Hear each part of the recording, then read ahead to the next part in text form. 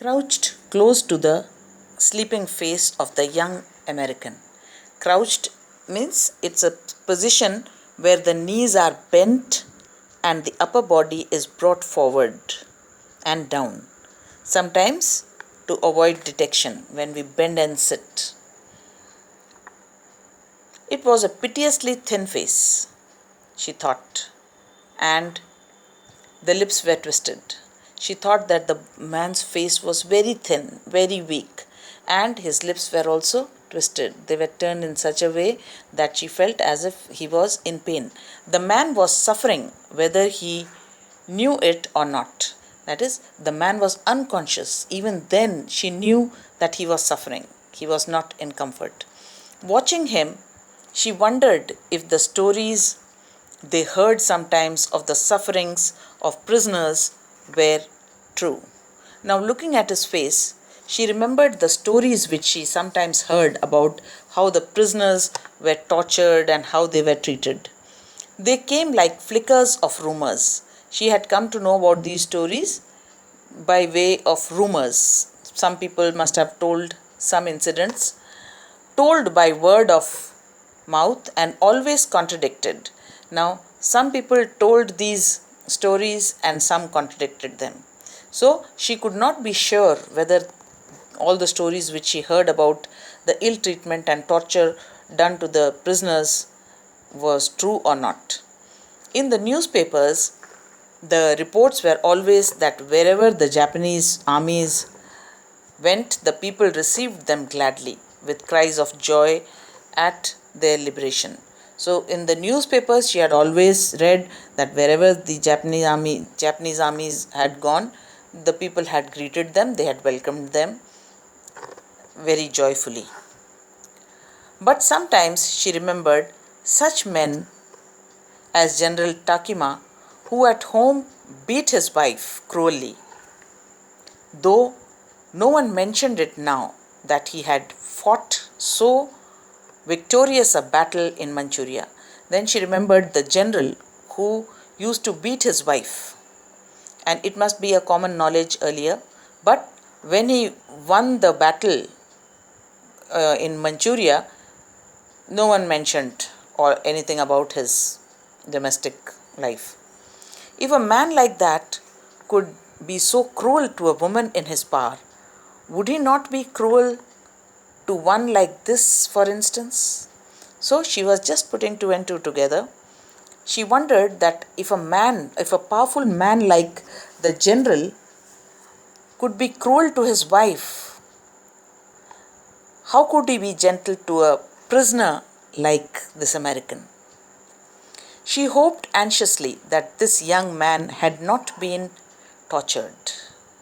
So she very eagerly hoped that this young man had not been tortured. It was at this moment that she observed deep red scars on his neck, just under the ear. She observed some scars under his ears. Those scars, she murmured, lifting her eyes to Sadao. Questioningly, she looked at her husband and pointed out that those scars, what are these? But he did not answer. At this moment, he felt the tip of his instrument strike against something hard, dangerously near the kidney. So the doctor was trying to find the bullet. He had inserted some instrument in his wound and he was trying to search for the bullet. Now, at this moment, his instrument struck something hard like a metal. All thought left him. He forgot everything about everything. He felt only the purest pleasure.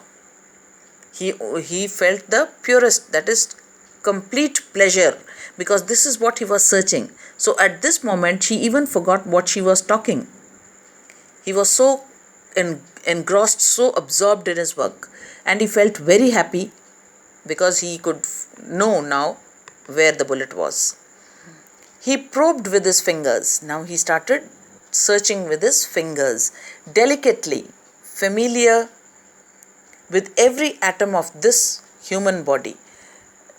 Very delicately, very tenderly, his fingers tried to search the bullet, and the fingers, which were expert in its work, that knew every atom, every tiny part of the human body. His old American professor of anatomy had seen to that knowledge. The professor had seen to that knowledge, that is, the professor had made sure that his students knew, they were very thorough with the knowledge they were being given about human body. Ignorance of the human body is the surgeon's cardinal sin. Sirs, he had thundered at his classes year after year. The professor had said that ignorance of the human body, because surgeons were going to operate upon human bodies, and if they did not know anything, any small part of the human body, if they were not familiar, if they were not very sure, it would be a fundamental sin on their part, because they would be risking the life of the person who is on their operation table. So he had again and again repeated this in the class. Sirs, he referred to the students, doctors who were going to be doctors, to operate without as complete knowledge of the body as if you had made it. So what he used to say, that you should be so thorough with the human body as if you yourself had made it. You yourself have made it. You should be so thorough. Anything less than that is murder. If you don't have that much knowledge, so perfect knowledge, and you do an operation, it is as near as murder, killing someone with your own hands. It is not quite at the kidney, my friend, Sadao murmured. So he said, it is not quite at the kidney. That is, the kidney has been saved. It is not at the kidney. My friend, he refers to the American as his friend. This is what he used to do with his all patients. So here also, he is not being partial, that shows, because he refers to the American also as my friend. Sadao murmured.